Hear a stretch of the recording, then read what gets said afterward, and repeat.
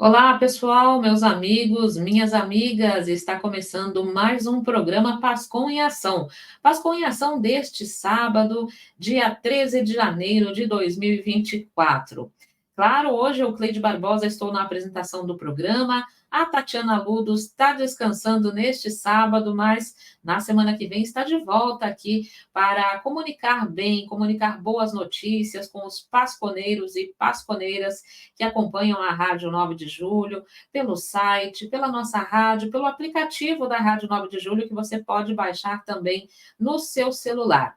Estamos no mês de janeiro, mês de férias para muita gente, mês de planejamento, mês de descanso.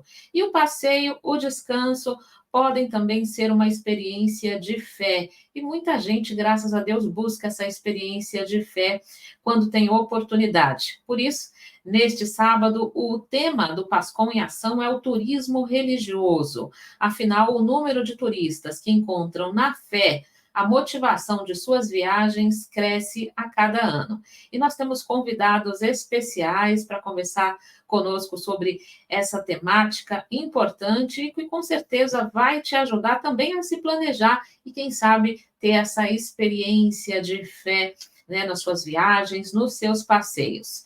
Vamos começar falando com a nossa amiga Fabiana Lima, que é comunicadora também, já esteve com o programa aqui na Rádio 9 de Julho, o programa Trialotour. Ela é fundadora, inclusive, dessa operadora de turismo, a Trialotour, especialista em viagens e peregrinações. Olá, Fabiana, bem-vinda aqui à Rádio 9 de Julho, um prazer tê-la conosco. Então, eu quero agradecer o convite, dizer que é sempre um prazer estar aqui na Rádio 9 de Julho, parabenizar vocês, principalmente pelo tema, porque o turismo religioso realmente é fundamental e nos ajuda a concretizarmos a nossa fé e nossa caminhada. Conta para a gente primeiro aqui, Fabiana, como é que você ingressou nessa atividade profissional, que com certeza para você também é um compromisso, né, de fé, pelo que a gente conhece da sua trajetória. Sim, antes de tudo, né, tanto eu quanto meu esposo, o Paulo Lima, que também está à frente da Trialotour, nós somos pessoas religiosas e muito mais do que isso, né? Somos cristãos. E a gente se sente à frente da Trialotour como uma missão dada por Deus. E se nos sentimos chamados, Cleide, para fazer com que o turismo religioso possa ser conhecido, mas não somente conhecido, mas praticado, né? Porque o turismo religioso é uma experiência de imersão, de encontro com Deus, de encontro com o sagrado. E tanto eu quanto o Paulo, nós levávamos grupos de peregrinos, não somente no Brasil, como outros países. E essa experiência de guia acompanhante, com esses grupos que nós levávamos, trouxe para a gente a certeza de que estávamos no lugar certo, né, fazendo o que gostávamos e gostamos, mas principalmente fazendo a vontade de Deus e querendo transformar aquele turismo que já é muito bom, porque a prática do turismo é algo saudável, é algo fundamental, é algo que nós precisamos praticar todos os dias, mas unir o turismo à fé fazia toda a diferença na vida das pessoas, com testemunhos belíssimos, curas, conversões, transformações de vidas, e por isso nós continuamos nesse caminho. Após sairmos dessa nossa função de levarmos grupos, né, para o mundo todo, nos sentimos chamados a abrir uma operadora de turismo. Fomos convidados, inclusive, por aqueles que nos acompanhavam, e ali, apoiado por amigos, por pessoas que acreditaram na gente, fomos crescendo, e estamos hoje há 12 anos já com a Trialotour e mais de 20 anos no mercado do turismo religioso. Muito bem. Deixa eu chamar para essa conversa também, não é, um peregrino, não é? Ele que também buscou essa experiência de fé, e o Rui, ele é pasconeiro, né? A gente está aqui no programa Pascom em Ação, ele colabora conosco em diversos campos aqui na Rádio 9 de Julho, com a Pastoral da Comunicação há muito tempo. Rui Halas, da Pastoral da Comunicação da região Sé. Olá, Rui, bem-vindo aqui à Rádio 9 de Julho, ao programa Pascom em Ação. Bom dia, Cleide. Bom dia, Fabiana. É um prazer estar aqui com vocês para falar de um assunto que eu gosto muito. E também um bom dia a todos que nos acompanham pela Rádio 9 de Julho. Rui, para iniciar, conta para a gente, não é, o que que você buscava, né, quando iniciou. A gente sabe que você faz assim de maneira rotineira peregrinações, inclusive para fora do Brasil. E o que que você buscava com essas experiências logo no começo? Cleide, eu sempre digo que é o seguinte: a peregrinação religiosa, ela chama o peregrino. Sabe, não é uma coisa, por exemplo, que você pesquisa e diz assim, eu vou fazer isso. Eu sempre digo que é o caminho que chama a gente. Uma vez que você se interessa por aquele caminho, seja no Brasil, seja no exterior, você passa a gostar daquilo, a ter fé, a se preparar. Eu sou mais um peregrino raiz. Eu mesmo programo as caminhadas, tanto aqui quanto no exterior, e principalmente no exterior a gente tem visto muito essas programações que a Fabiana faz, levando as pessoas já para os albergues, aqui no Brasil a gente chama, ou melhor, no exterior a gente chama de albergue, no Brasil chamamos de posada, né? É um trabalho bonito, está sendo feito. Agora, o que leva mesmo é a fé.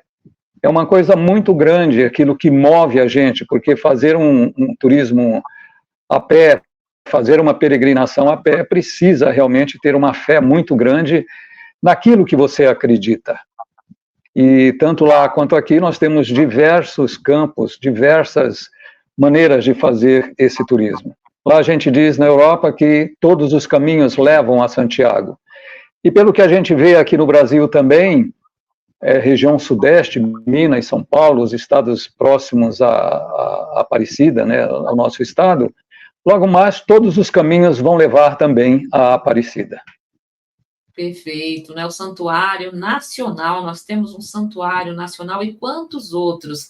A Fabiana vai poder falar um pouco para a gente, trazer essa visão, né? A gente sabe que cada igreja, cada capela, cada local pode ser um local de devoção, né? Mas a gente tem, né, os grandes chamarizes, as grandes devoções, Aparecida, Pai Eterno, temos aqui em todos, né, o Caminho dos Mártires, Fabiana. No Brasil, né, quais são em termos de números, estatisticamente, quem procura uma empresa especializada, procura que caminhos, assim, estatisticamente, no Brasil?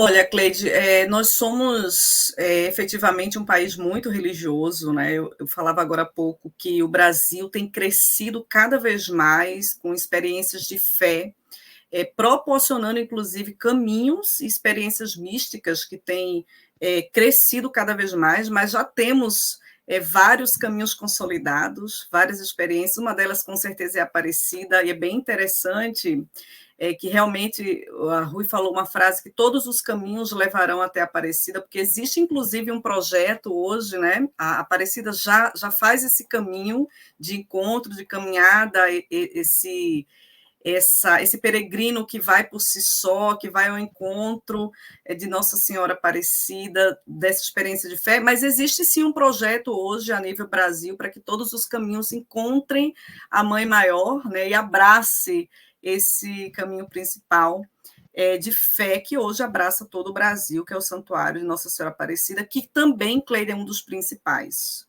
Hoje, a maioria de peregrinos que faz turismo religioso no Brasil precisa e deve viajar fazendo os caminhos, né? Aparecida, Canção Nova, Campos do Jordão, e a gente consegue abranger uma rota muito importante. Mas no Brasil, nós já temos alguns consolidados, como, por exemplo, no Juazeiro do Norte, Ceará. A gente sabe que a procura é muito grande, né, por ter sido a moradia do padre Cícero, que foi um importante líder religioso, inclusive ganhou o museu, né, da história de vida e uma estátua magnífica de quase 27 metros de altura. Então, Juazeiro recebe quase 2 milhões de turistas por ano.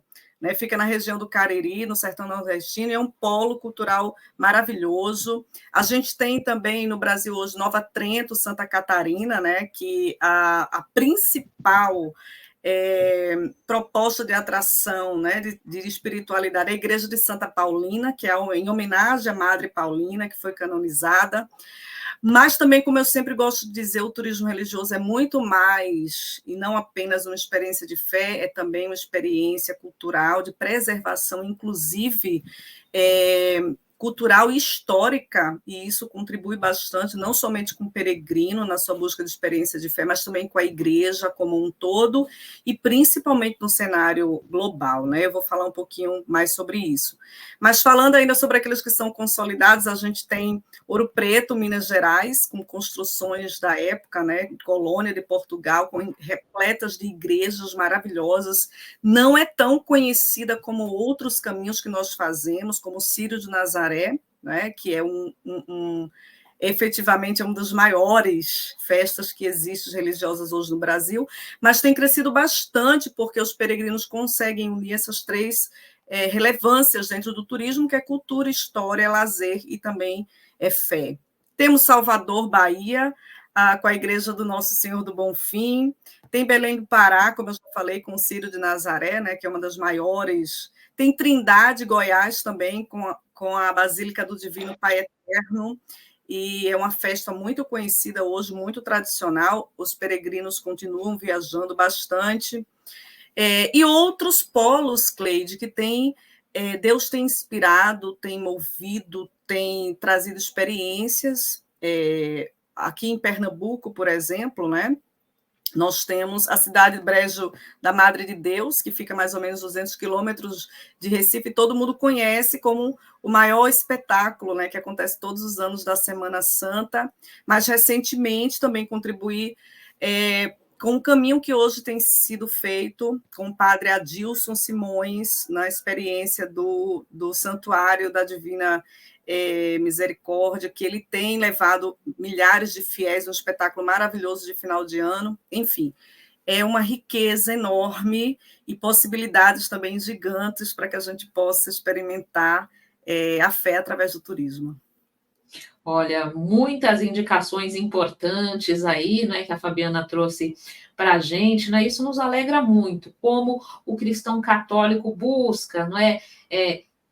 Muitas vezes se reevangelizar. Eu não sei se eu estou usando o termo correto, mas assim temos assim um grande número de pessoas que são católicas, que são batizadas, mas tem de repente algum afastamento na prática da fé, né, ou estão distanciadas por algum motivo. E eu penso que essas ocasiões, muitas vezes, são ocasiões de reconexão com a fé. Acho que o Rui pode comentar um pouco para a gente sobre isso, Rui. E o que você traz de volta, né, de cada viagem, de cada peregrinação? Porque me parece que eu acho que você traz esse conteúdo e isso acaba sendo motivo, né, para que outras pessoas possam visitar e reconectem também a sua fé. Rui. Cleide, os caminhos, as peregrinações, elas vão crescendo aos poucos dentro da gente. Quando você começa um caminho, você está preocupada com, será que eu vou aguentar? Será que vai ser assim e tal? Mas em todos os caminhos, por exemplo, no caminho de Santiago, e mesmo aqui também no caminho da fé, conforme a gente caminha, nós encontramos as igrejas, nós encontramos as paróquias, as igrejas abertas, onde a gente entra, faz uma oração, mergulhamos internamente dentro do nosso coração, e isso nos dá uma força, porque a Fabiana sabe, quem é peregrino sabe, porque você caminhando, sei lá, 30 quilômetros por dia, chega um momento que você cansa. E nesse momento você tem uma imersão dentro de você mesmo, porque você dá uma parada, e muitas vezes eu digo uma parada mental, e você começa a fazer as suas orações, você reza, você pede a Deus proteção para você, para sua família, todos os seus amigos, você vai, vamos dizer, limpando aquela poluição que a gente tem da cidade grande, de tantos pensamentos, tantos afazeres. Então, é uma imersão grande. E conforme você vai se aproximando do seu destino, no caso, a Casa da Mãezinha, ou então Santiago de Compostela, a Catedral, é uma emoção, sabe, muito grande. É só quem faz é que sabe realmente o que sente dentro de si. E é aquela alegria grande, sabe? Aquela participação profunda na missa, com muita fé, com muito choro, muita alegria, sabe? É o momento que você recebe a Sagrada Comunhão e você sente mais do que nunca a presença de Deus, a presença, no caso, da mãezinha ou do apóstolo. É uma experiência inigualável, sabe? Isso vai crescendo, quando se volta do caminho, se volta, bom, eu estou realizado. Mas conforme vão passando as semanas, os meses, você já começa a sentir falta daquilo. Aqueles momentos que você está sozinho, caminhando, vendo natureza, rezando, são coisas que começam a fazer falta. Não que você não reze quando você está aqui ou quando você participa da sua missa semanal. E tem mais um detalhe importante. Quando fazemos uma peregrinação, nós temos condições de fazer a indulgência plenária, que seja fazer a comunhão, fazer a confissão, rezar o Pai Nosso, Ave Maria, o Creio, e rezar pelo Papa também. É uma maneira também de atingirmos a indulgência plenária. Perfeito. O que você está dizendo para a gente é, por exemplo, o caminho de Santiago, Rui, que talvez seja, se não for a maior, uma das maiores rotas famosas de peregrinação e turismo religioso do mundo, né? Queria que você detalhasse um pouco para a gente quantos dias, né, ou você faz, acho que tem um caminho mais curto, um caminho mais longo, esse sentido mesmo do retiro espiritual, né, que você se cala um pouco para as coisas do mundo e consegue voltar para as coisas que estão dentro de você, e aí é um contato maior, né, com certeza, né, com o divino, com o sagrado. O caminho de Santiago, o mais procurado é o caminho francês. Depois vem o caminho do norte, o primitivo, Via de la Plata. Enfim, isso vai depender, claro, do tempo que o peregrino vai ter para fazer o caminho. Mas, por exemplo, o caminho francês você consegue fazer em 32 dias.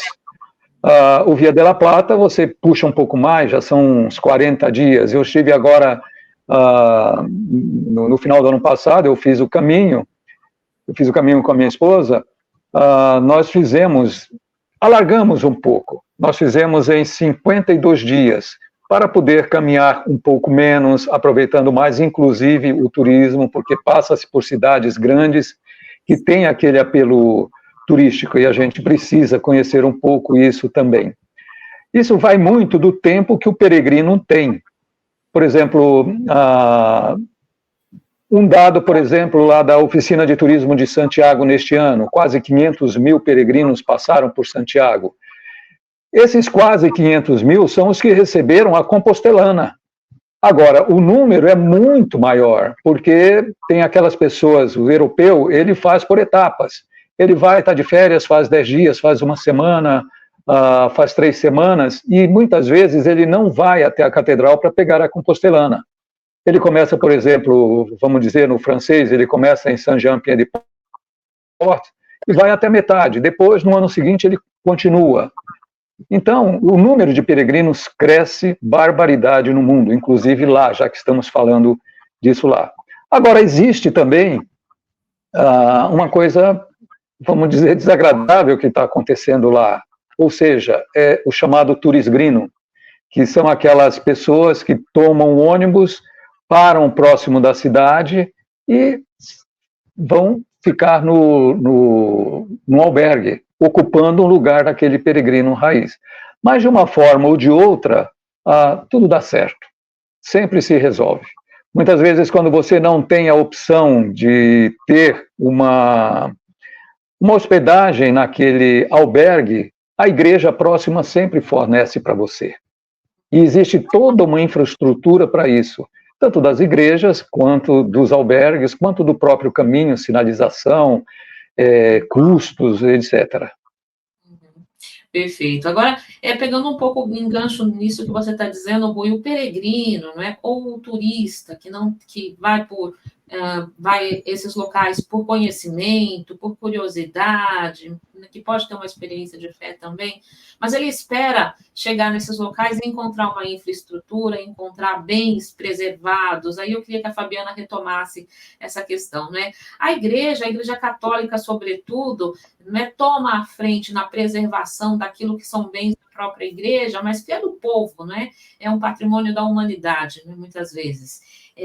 Como é que está a preservação, o trabalho da Igreja em valorizar, né, isso que é um bem de toda a humanidade, e o apoio também do poder público, Fabiana, né, em preservar, em ter segurança para que as pessoas tenham realmente uma experiência de fé potencializada? Esse é um ponto bem importante de ser tocado, Cleide, porque enquanto o Rui falava, né, eu me lembrava que eu falei bastante sobre o turismo religioso no Brasil, o crescimento, mas que consolidado mesmo de estruturas que pode e que conseguem atingir, né, a um público que se recebemos do mundo todo. Hoje nós sabemos que os outros países saem muito mais à frente, né? Nós temos estruturas altamente diferenciadas. É claro que hoje o Brasil ele tem caminhado como Aparecida, que tem feito um trabalho maravilhoso, Canção Nova, e outros estados que também têm feito um trabalho maravilhoso. A igreja sempre à frente, sempre saindo à frente, sempre responsável, sempre comprometida com o turismo, tanto é que a nossa igreja tem diversos grupos, né, em desenvolvimento para isso também. Mas hoje, realmente, o turismo religioso internacional ele tem uma estrutura, oferece uma estrutura muito mais diferenciada. Por exemplo, no Santuário de Nossa Senhora de Fátima, em Portugal, Nossa Senhora de Lourdes, né, na França, e outros santuários, que Nossa Senhora das Graças, que é em Paris também na França, Medjugorje, que apesar de ser uma cidade muito pequenina, mas que tem uma estrutura que é incrível, a gente, inclusive quando nós visitamos Medjugorje em grupo, mesmo a cidade sendo pequena, a gente sempre fala, é igual a casa da mãe, né? Cabe todos de modo muito organizado, e eles conseguem transmitir a espiritualidade que nós precisamos dentro desses santuários, né? Não somente na organização, na limpeza, no atendimento aos peregrinos, que é preciso ter, né, essa estrutura de atendimento ao peregrino, de receptividade, de acolhimento, como o Rui falava também, né, essa cultura já é um pouco mais estruturada do que aqui no Brasil. Lá fora já existe toda uma estrutura. Aqui dentro, Cleide, nós temos crescido muito em estrutura e apoio também governamental. Já faz alguns anos, eu até citei no início, que o turismo religioso tem sido uma prioridade para projetos governamentais também, porque eu sempre falo que o turismo religioso é um serviço, né? É um serviço da igreja, mas principalmente deve ser um serviço também governamental ao povo, porque o turismo religioso ele preserva um cenário turístico do estado, da cidade, do país, não é? O peregrino, o peregrino religioso ele é muito diferenciado. Existem vários tipos de turismo, né? Como a gente sabe, o turismo a lazer, o turismo de imersão, o turismo de ecoturismo, mas o turismo, o turista, o peregrino religioso, ele tem uma postura diferenciada. E essa postura do peregrino nas cidades, nos estados, nos países, fazem muita diferença na preservação, principalmente na dimensão de cuidado e principalmente combate ao turismo sexual. Existe um estudo, uma via de estudo de quanto mais se cresce o turismo religioso no país, quanto mais se recebe turistas que têm um sentido de encontro também de mergulho, claro, com a história, com a cultura, porque existe toda uma logística, né, que a gente prepara, principalmente nós que somos operadoras. Eu sempre falo que turismo religioso não tem nada a ver com a desorganização, mesmo o Rui, que faz esse turismo que ele não vai programado exatamente, mas ele tem uma rota, ele tem uma estrutura, ele tem uma programação do que levar, do que fazer, né, do que encontrar. Então, o turismo religioso muitas vezes é confundido, né, com qualquer tipo de serviço. Não, o turismo religioso, para ser eficaz, ele precisa ser muito bem preparado, ter uma logística, serviços bacanas, porque tudo isso contribui para o encontro com Deus, encontro com a fé. Mas o peregrino ele tem um senso de responsabilidade maior, e quanto mais se cresce o peregrino religioso no estado, na cidade, no país, comprovadamente hoje se cresce também o combate a certos tipos de turismo que destrói a imagem, destrói a cultura, destrói a história. Existe a diminuição, inclusive, de turistas que vão até esses locais e vão até esses países fazer aquilo que o turismo, na verdade, é totalmente contrário, porque turismo é alegria, é encontro, é prazer, é felicidade, e turismo religioso, com certeza, é mudança de vida, é encontro com Deus.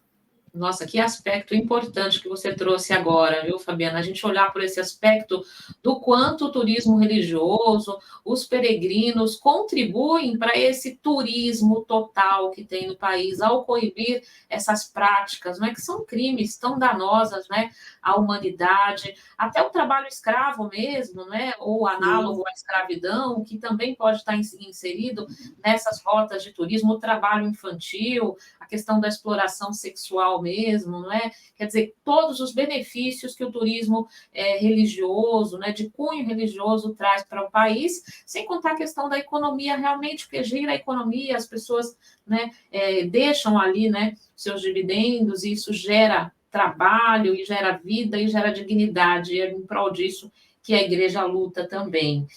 Nós estamos aqui com o programa Pascom em Ação, neste sábado, dia 13 de janeiro de 2024, falando sobre o turismo religioso como uma experiência de fé e evangelização, e todo esse contributo que o turismo traz para o país, para a igreja e também individualmente. Agora, Rui, para a sua formação, você que é um leigo ativo nas comunidades, é um pasconeiro que atua bastante, de que maneira que essas peregrinações contribuem para a sua formação como leigo, que devolve um pouco isso para a igreja também? Cleide, é um aprendizado, sabe? É um aprendizado que você tem a cada vez que você faz uma rota, vamos chamar assim. E o crescimento é grande, porque a gente aprende e a gente acaba passando isso para a igreja, para aquele trabalho que a gente faz dentro da igreja, seja de comunicação, seja de liturgia. As dúvidas a gente esclarece com os nossos párocos.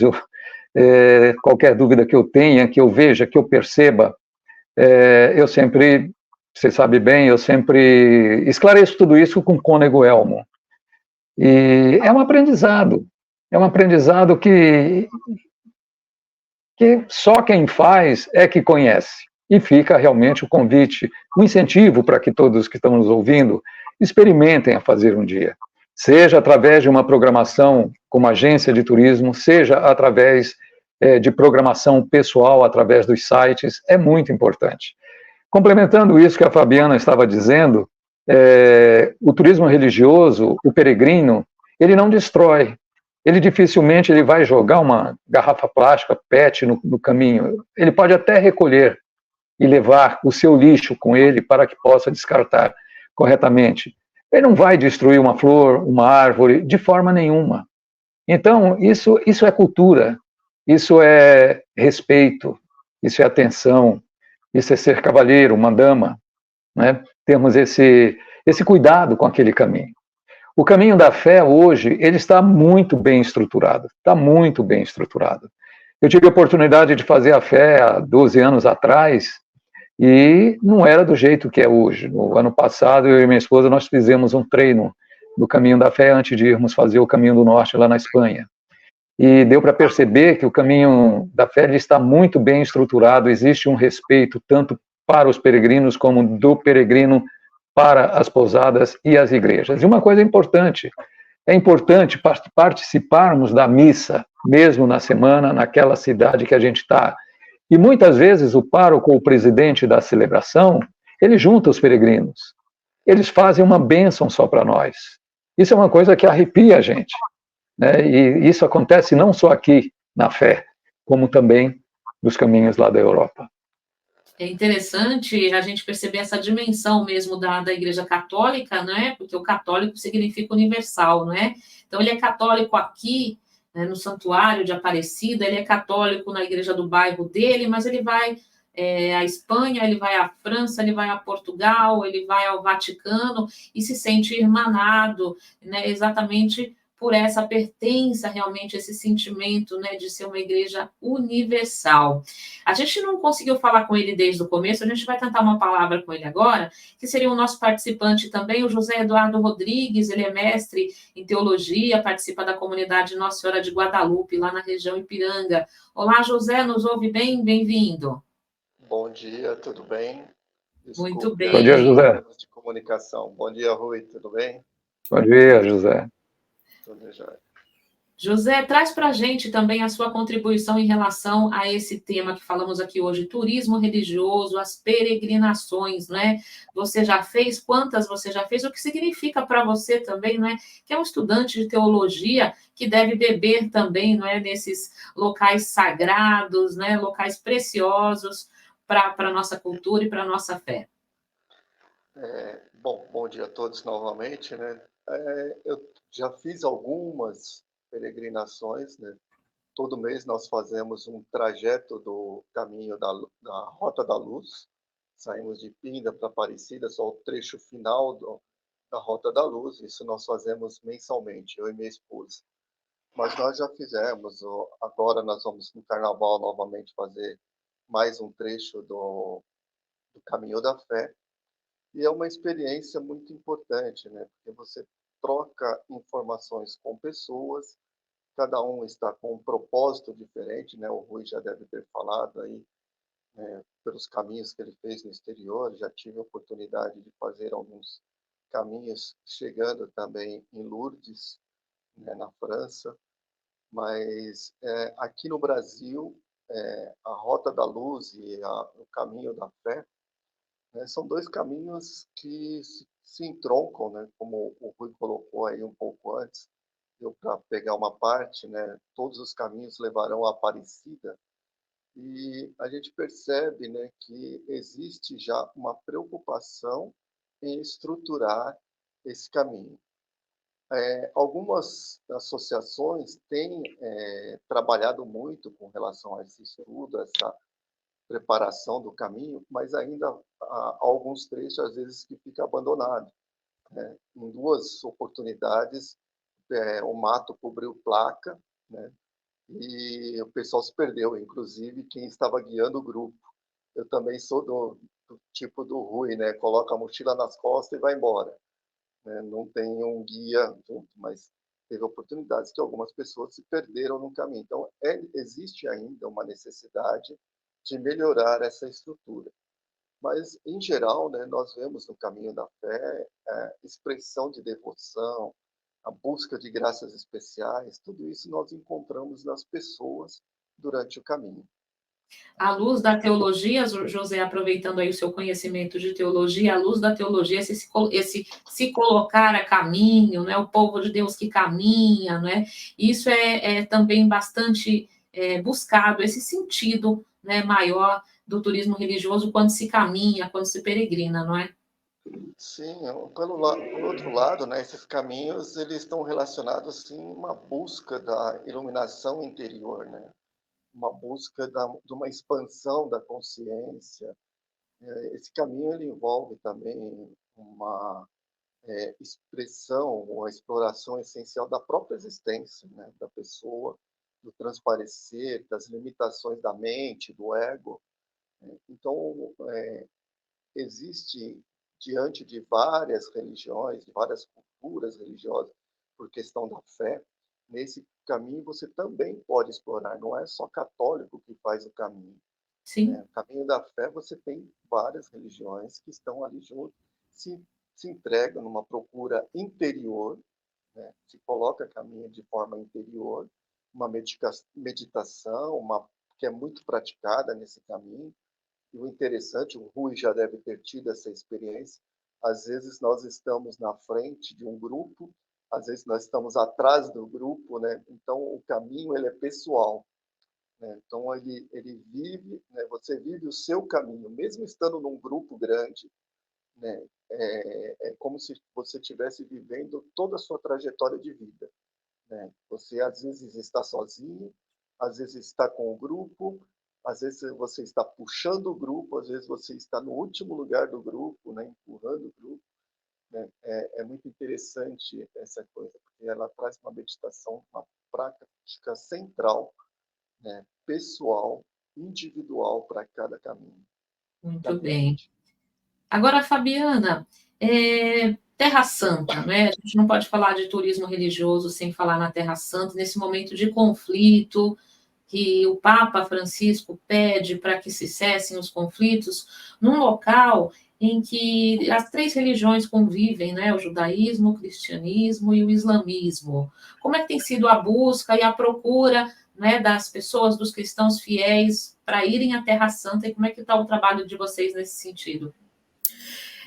Eu agradeço a pergunta, Cleide. Inclusive, eu ia falar, a partir da fala do José Eduardo, né, falando sobre que não existe peregrinações apenas católicas, e citar Israel, que apesar de hoje o mundo conhecer como um país de conflito, entre aspas, né, é o caminho principal da paz. Porque exatamente como você falou, né, lá convive-se com três religiões altamente distintas e que, por séculos, por décadas, por anos, o islamismo, o judaísmo, né, o cristianismo sempre se encontraram no mesmo ambiente, no mesmo país, numa mesma cidade, e ali sempre reinou a paz. Então, é algo sobrenatural, né? Quando a gente vai visitar o Santo Sepulcro, a gente percebe que ali reflete, inclusive, a comunhão de paz que existia e que existe, né, entre as religiões, entre as pessoas de boa fé, entre os países e entre o mundo. Porque em cada localzinho tem alguém responsável, né, ali no Santo Sepulcro, é como se fosse um queijo dividido, cada um cuida de uma parte, e ali todos encontram-se com o sagrado. Eu gostaria de falar isso porque eu sei, ao nível da Rádio 9 de Julho, do alcance do programa de vocês, é super importante as pessoas entenderem que o que está sendo vivenciado em Israel, né, é um período de conflito, mas que aquele país é um país de paz, né? É um país de encontro, é promessa de Deus, é promessa divina, né, que ali todos se encontrariam, como a gente gosta de falar, né? Buscar o santo da terra, ou a terra do santo, seja qual religião for. Hoje, no momento, realmente todos os grupos do primeiro semestre, por exemplo, da Trierotour, foram adiados, né, devido à guerra. Então, os grupos até junho ou mudaram de rota, ou transferimos a viagem para uma outra rota, geralmente para a Europa, mas os grupos do segundo semestre continuam ainda sendo direcionados, organizados, preparados, porque a gente acredita que esse conflito, até lá, com a graça de Deus, ele vai ser conduzido da melhor forma possível, né? E a gente torce para isso exatamente porque a gente sabe que a paz deve reinar, né? O amor deve prevalecer, e a gente tem fé nisso, como também a gente sabe que a contribuição da peregrinação religiosa não tem como falar que não seja o início de tudo, né? Inclusive do berço das três religiões, que é Israel. Então, todo o mundo hoje torce para que tudo isso seja resolvido o quanto antes. Mas a gente acredita que a partir do segundo semestre a gente consiga já retomar nossas peregrinações, é claro que tudo sendo observado, acompanhado, sempre com os nossos serviços locais se comunicando conosco, nos passando direcionamento, pessoas também do governo que também conhecemos, que também interagimos, mas a gente acredita que o segundo semestre consigamos voltar com tudo, e a Trielotu, inclusive, tem preparado 2025, né, que é o ano jubilar, e que a gente acredita que a peregrinação vai aumentar cada vez mais, e nesse ano em especial, nós estamos nos preparando para isso, já estamos com roteiros. Israel vai voltar com tudo, a peregrinação vai voltar com tudo, e vocês que querem se preparar até lá, também já estamos lançando novos pacotes, né, nos preparando com condições que garantam, é claro, a segurança, e estamos sempre preparados para situações como estas. Se a gente perceber durante anos, Israel sempre teve, claro que agora de uma dimensão maior, é claro, mas que tudo isso vai ser resolvido. É importante dizer que todo o conflito ele não atinge a principal área, né, de peregrinação, de turismo, apesar de hoje ser realmente um momento não ideal para ir, pelo menos esses primeiros meses, mas toda a região de conflito não atinge os principais locais de peregrinação, e todos estão preservados, dando principalmente possibilidade de uma retomada ainda mais rápida. Obrigada, Fabiana. Já agradecendo a sua participação aqui no Pascom em Ação. A Fabiana, que foi comunicadora aqui na Rádio 9 de Julho também. A gente está terminando, indo para o finalzinho. O programa passou muito rápido, porque vocês têm muito a falar, né, a contribuir com esse tema. Muito obrigada, José, por ter conseguido falar conosco aqui ainda. E o Rui Ralaz, muito agradecida mais uma vez, Rui, por todo o apoio e contribuição aqui na Rádio 9 de Julho. Rui. Obrigado, Cleide. Estamos sempre à disposição para falar desse assunto tão rico. Muito obrigado a você pelo convite. Um abraço a Fabiana, ao José também. E a você, claro. Um abraço, José. Muito obrigada, Cleide. É um prazer sempre estar com vocês. Obrigado aí pelo... Obrigada, José. Nosso ouvinte vai acompanhar agora o Momento Mariano. Vamos rezar juntos, né? Pela unidade, pela paz no mundo, por esse ano, consagrar esse ano de 2024 a Nossa Senhora, Mãe Aparecida, Rainha e Padroeira do Brasil.